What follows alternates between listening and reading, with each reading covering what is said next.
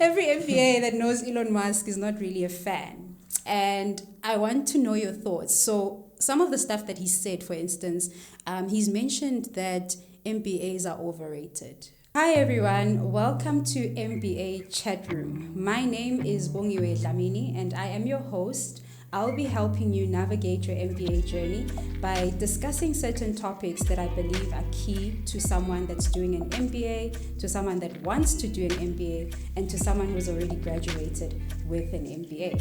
So today's topic, we're talking about career impasse, and this is when you find yourself being stagnant in your career and you want to move forward either into a different role via promotion or move into a completely different industry than what you are currently. So I have a good friend of mine. Her name is Thakazelwa Ngidi, and she is a Middle East Africa HR leader. And she will be giving us some of, her nuggets in terms of how to navigate that journey. As an HR leader, thought leader, I believe she has so much she can teach us and a lot of advice she can give to us. And there's quite a couple of controversial topics as well that she will discuss with us. So she will introduce herself by giving us a brief intro of who she is. Who is Thakazelwa Ngidi? Welcome. Thank you, Bongiwe, for having me, and welcome everybody. My name is Thakazelwa, and I have many years of experience being an HR leader and leading conversations and topics in people development. So the kind of background that I have really has been to strengthen teams and to ensure that business achieve their goals through people. And I hope that our discussion today will be able to inform anyone and everyone who's keen to develop their skills and to formulate their individual development plans, and to just make sure that there's that understanding of what it means to stay above your career ambitions and deliver on them. Thank you. Thank you so much. So Taka and I met during our MBA journey, but we started off with our postgraduate diploma in business admin. And obviously that journey of doing your MBA, you need to have planned out what would you like to get out of your MBA, right? Because it's such a big investment. I mean, paying 200,000 more is really a lot of money. So when people decide to do their MBA, the conversation literally starts from where are you now? And the where are you now is you are stuck, and in your industry, you define that as career impasse. Could you please give us a little bit of an explanation of what it is, what does it look like, and how can someone identify it? Okay.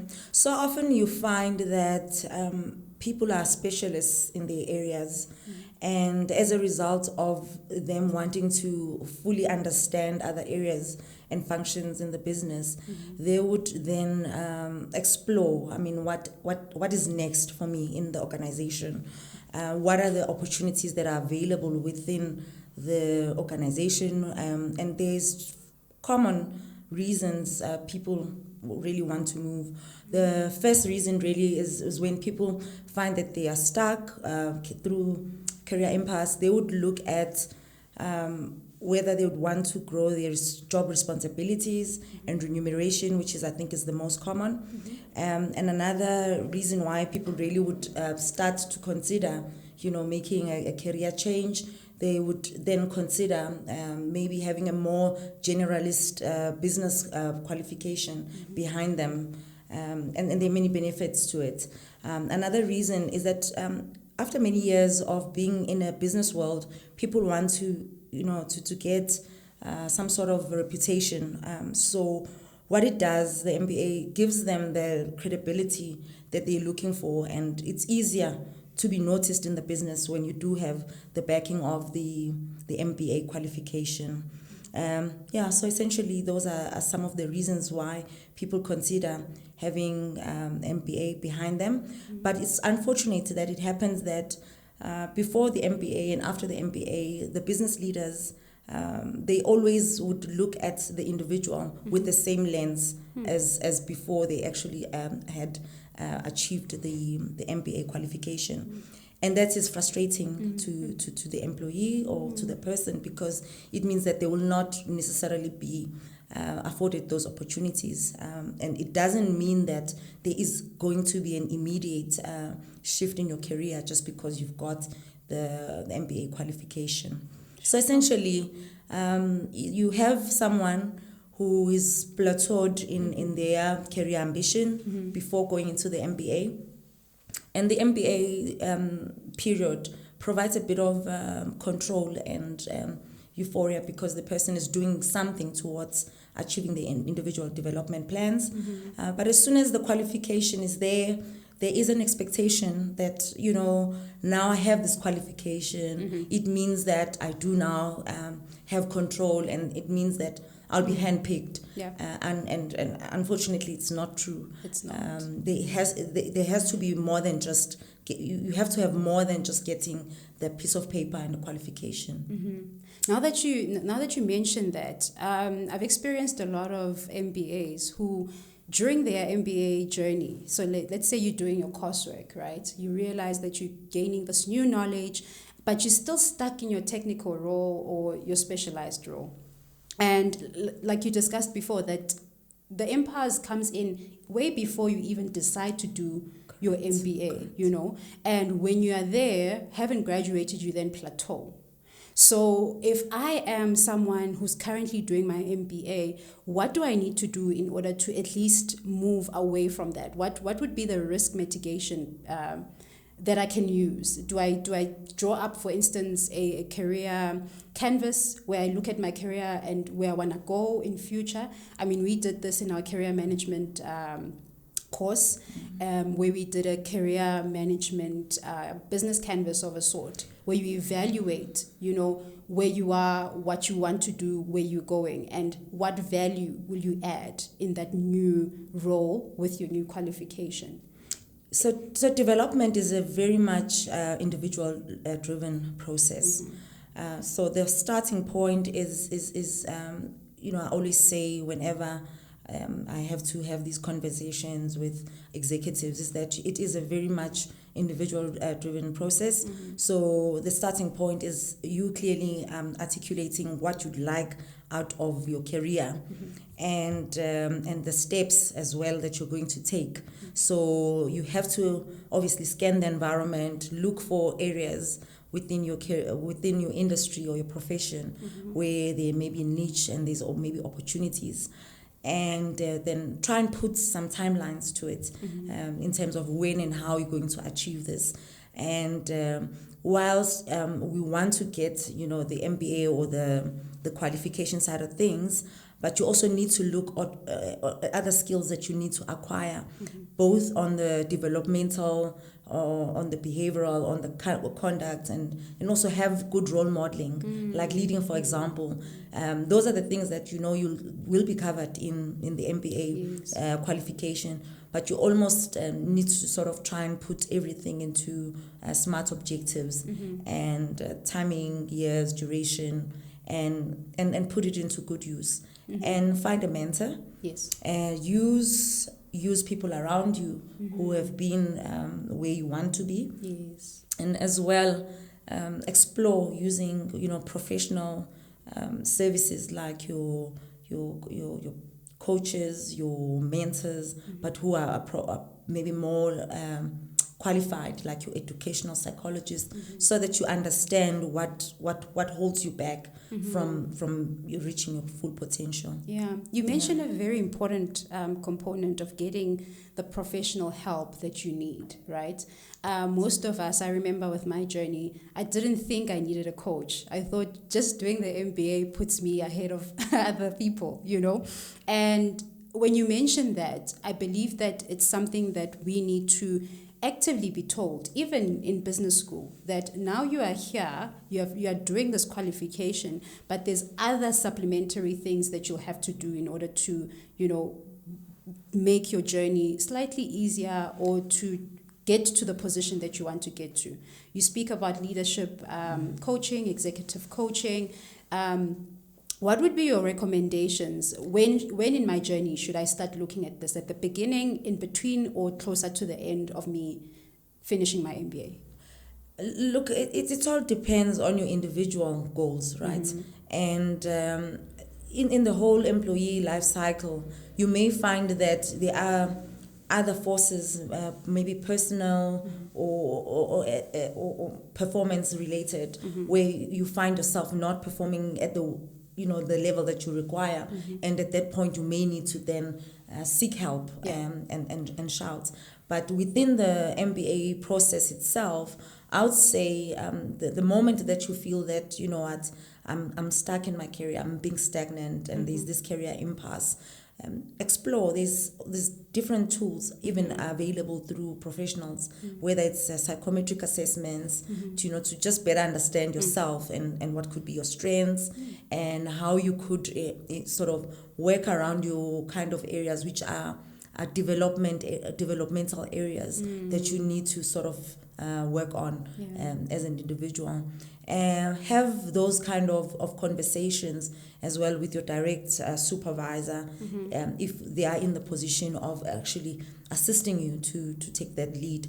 But professional help, it's just recommended. It's become a necessity these days that we go through a lot as individuals, wanting to be having the careers that we want, but as well as there's competition in the workplace, and also you have to sort of position yourself in a certain way for you to actually achieve the things that you want to get at the end of the day. You speak about psychometric test, and that normally happens in the selection process, right?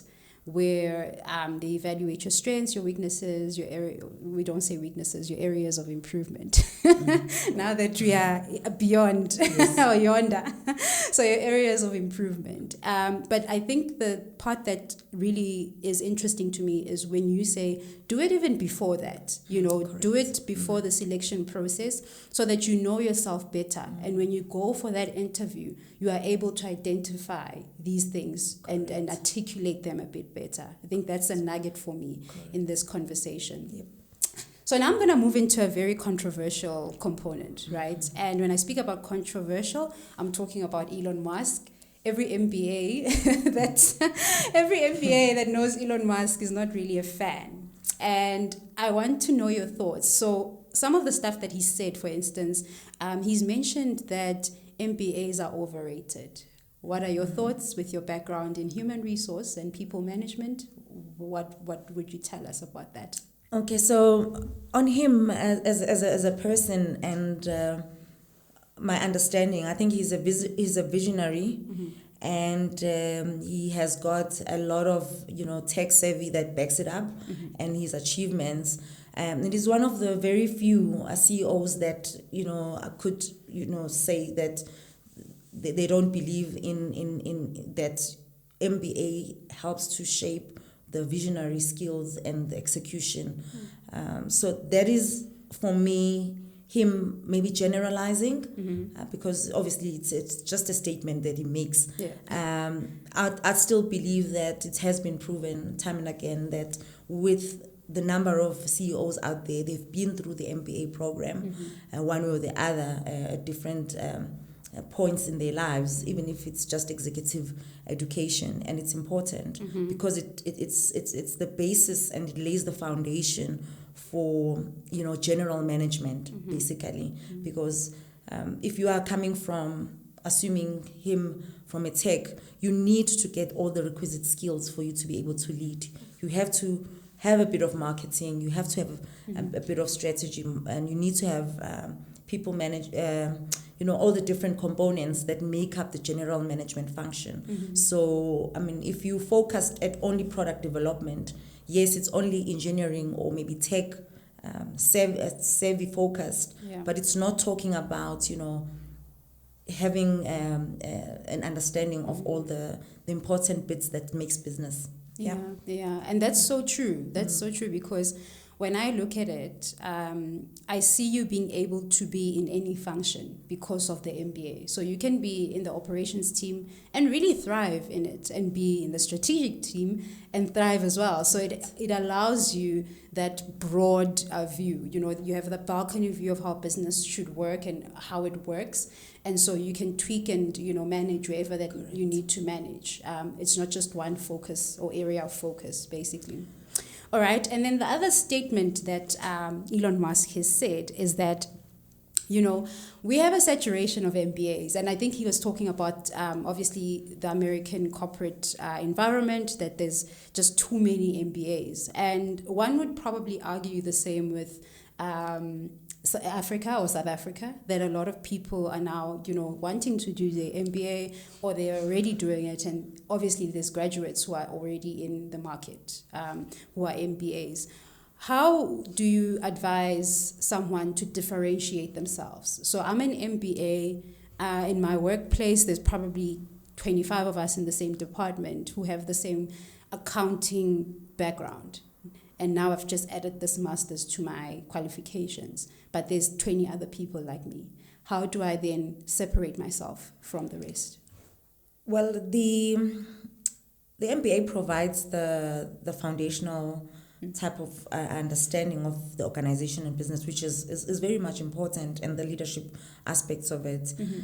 The differentiator is based on the individual development plan. So whilst you may have many people with the MBA or the same accounting background, it will basically be about which part of finance. I mean, finance is also broad, and also understanding your type of industry and your profession, and putting it all in that development plan. And how you also position yourself is not just using the MBA as a baseline for you to be in the market, because it's not always a differentiator. There are other requisite skills that one needs to have to be successful in the fields.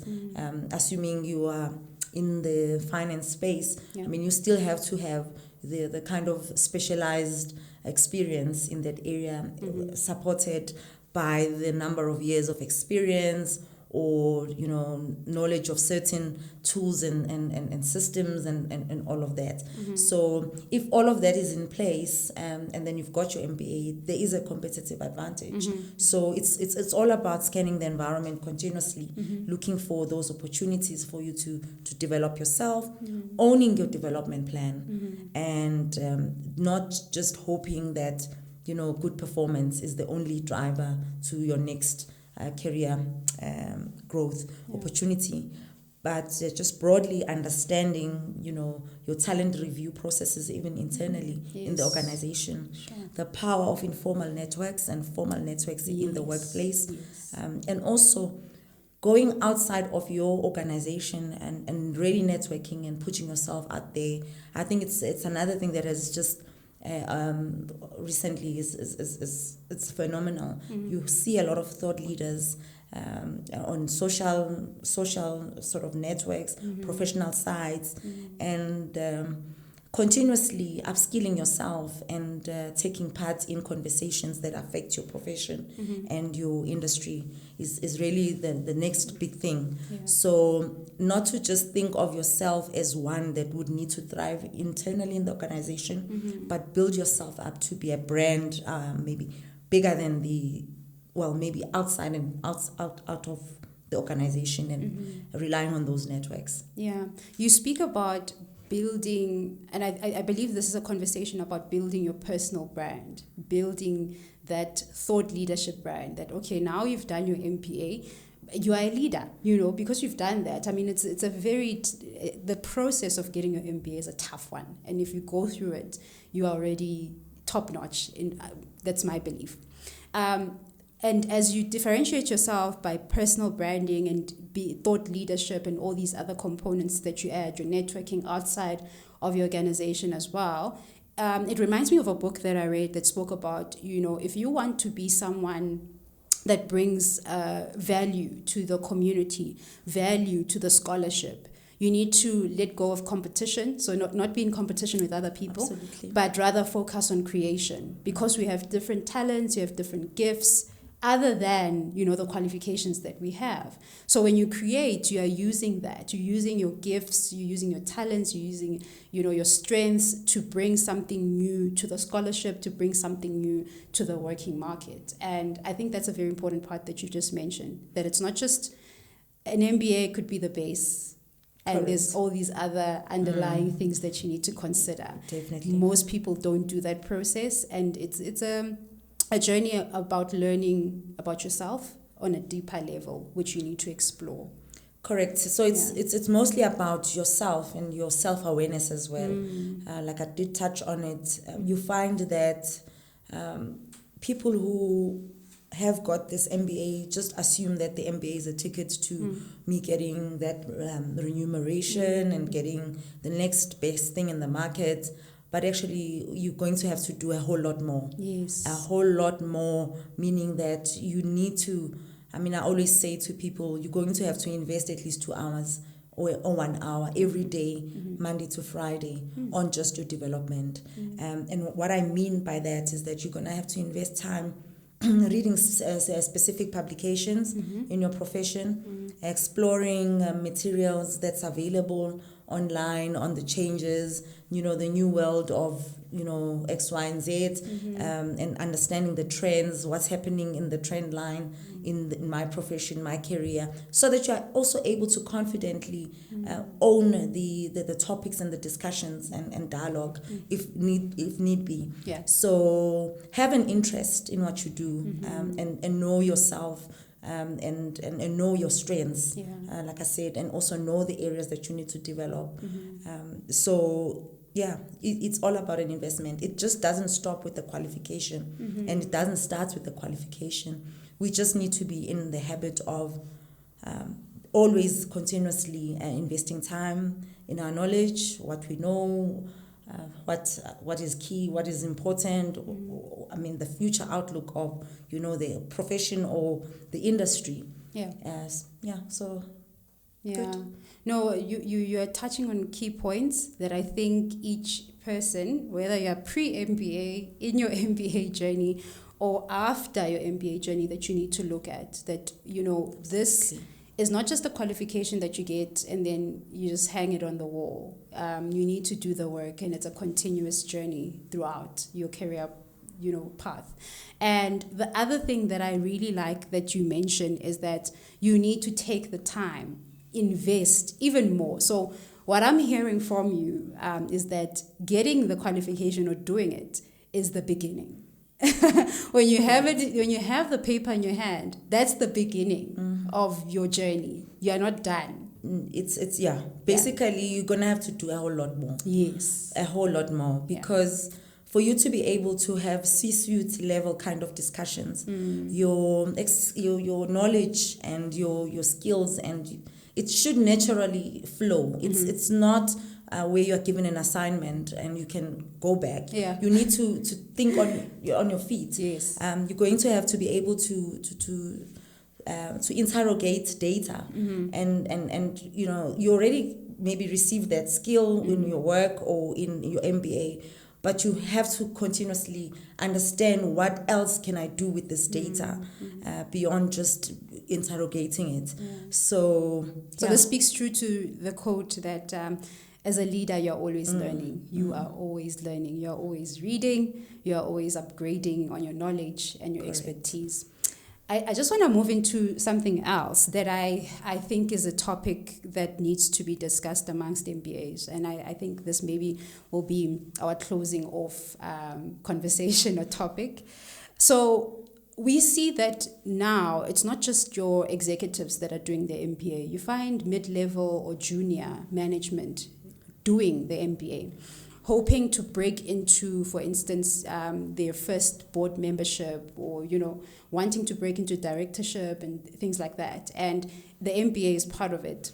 Correct. Now, when you have a MBA and are not breaking into that level, what else would you suggest? Because I've heard people say, go to your Institute of Directors and, do the professional directorship course there.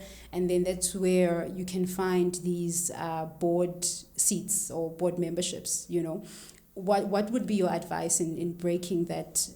Some as well in top management, actually, in companies, but they want to break into now sitting on boards and actually adding value. But the dynamics of that are quite tight. Yeah. You talk about the gentleman's club, you talk about other things that are, the dynamics. Yeah. But if you're wanting to go into that level, what else do you need to do other than having this qualification? Okay, so I may start just maybe by explaining that there isn't a perfect timing for you to go into the MBA program. Mm-hmm.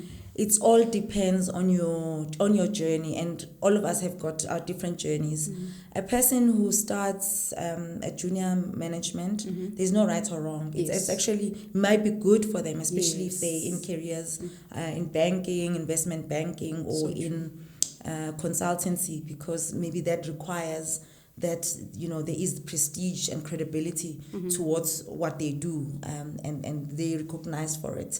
And also for mid-level managers, it could be because someone is experiencing career impasse, but also top management, they may just be doing it to certify almost that they've done the business practically, and they just now want something behind the experience that they've got. Yeah.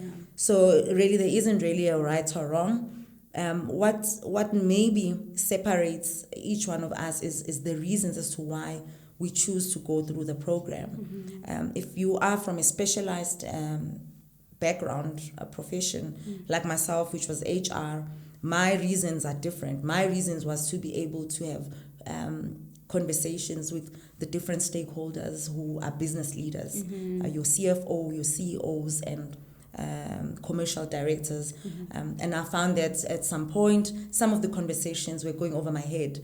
I didn't understand what's a profit and loss. I didn't know what's an income statement. I needed to understand ratios. Yeah. So I didn't need to go into the detail, but I just needed to be able to converse and manage the C-suite kind of discussions, and also then understand how it impacts on people. Yes. So to answer your question, there isn't really one way to say this.